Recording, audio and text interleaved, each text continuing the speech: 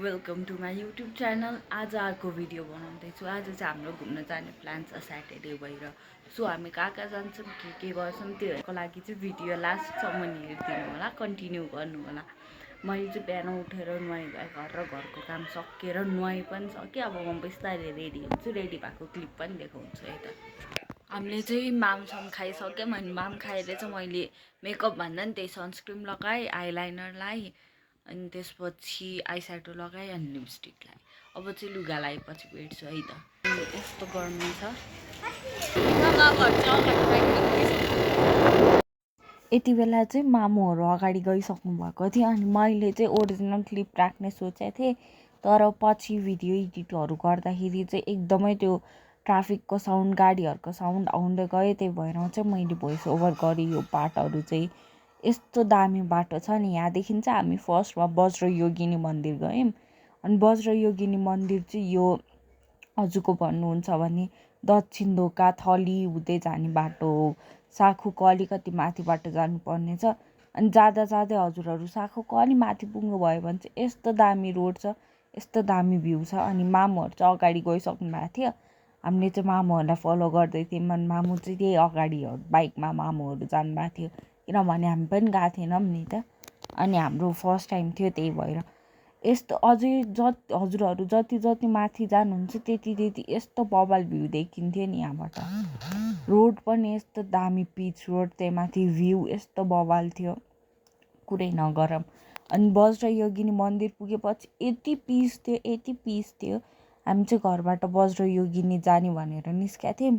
हामी अर्को ठाउँ पनि गयौँ। फाइनली हामी चाहिँ आइपुग्यौँ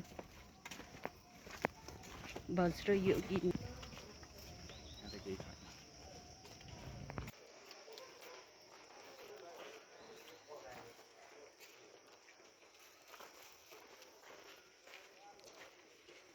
आज त हामी सब भ्यू हो। हामी चाहिँ वज्रयोगिनी मन्दिर आइसकेको छौँ अनि यो चाहिँ सबै यस्तो बब्बाल भ्यू, यस्तो बब्बाल भ्यू।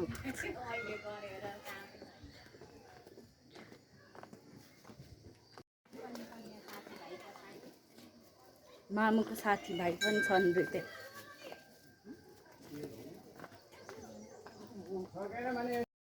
आज चाहिँ स्याटरडे भएर हल्का भिडै थियो अनि मैले चाहिँ अब यहाँ बोलेर बनाइराख्न मिलेन नि त।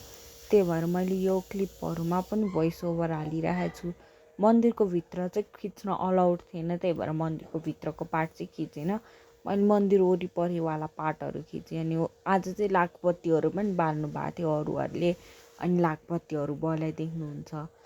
अनि यता आज चढाउनेहरू पनि थियो अनि बलि दिनेहरू पनि थियो। बलि दिनलाई बोकाहरू पनि थियो, त्यो नि ल्याएर राख्नु भएको थियो। अनि यो सिँढीबाट चाहिँ निस्किने पार्ट थियो।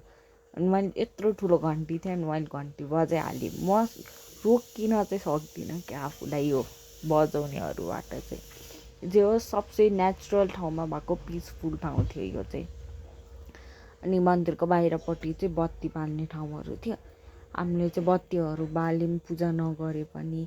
अनि म चाहिँ पुरा गर्मीले बेहाल भएको थियो। यस्तो गर्मी थियो, यस्तो गर्मी थियो, कुरै नगरौँ।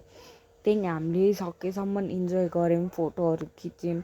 म घामले बेहाल भएर बसेको थिएँ। अनि यहाँनिर चाहिँ क्या दामी थियो यो पौवा भन्छन् कि के भन्छन्, यो पानी आउने ठाउँ। अनि यो चाहिँ पुरै मन्दिरको स्ट्रक्चर बब्बाल दामी थियो। अनि यहाँबाट चाहिँ हामी लाग्यौँ कता भन्दा मणिचुर डाँडामा। वज्रयोगिनीबाट मणिचुर जाने बाटो झन् यस्तो दामी थियो होइन। हाफ बाटो यस्तो दामी थियो, पिचै पिच, पुरै यो झन्डाहरू भएको वाला, माथिपट्टि झन्डाहरू अनि साइडमा जङ्गल, यस्तो बबाल भ्यू थियो। हामी रमाइलो गर्दै गयौँ, तर अलि माथि पुगेपछि चाहिँ यस्तो डेन्जर बाटो थियो। पुरै अफरोड स्कुटी तान्न बल्ल बल्ल लगेर त्यो वाला क्लिप चाहिँ खिचेनौँ, किनभने यस्तो गर्मीमा बेहाल भएर गएको थियौँ हामी। त्यही भएर त्यो अफरोडको चाहिँ खिच्न पाएन।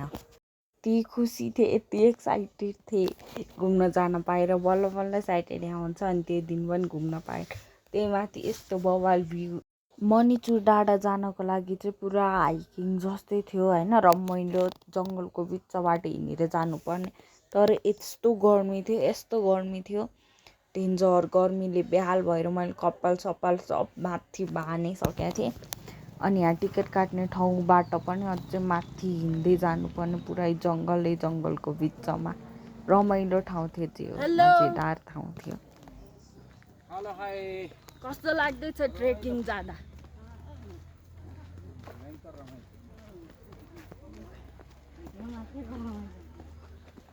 I'm expecting something भूतवाला।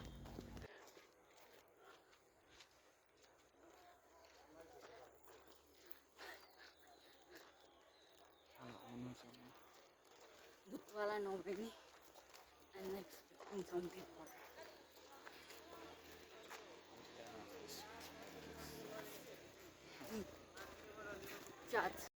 यो चाहिँ अझै टिकट काट्ने ठाउँबाट माथि सिडी चढेर जानुपर्ने। अनि यति बेला चाहिँ हामी पुरा सिडी चढेर जाँदै थियौँ। साइडमा जङ्गल भल, यस्तो दामी ठाउँ। माथि पुगेपछि त पुरा झन्डाहरू यस्तो बवाल थियो। मणिचुर पिसफुल ठाउँ।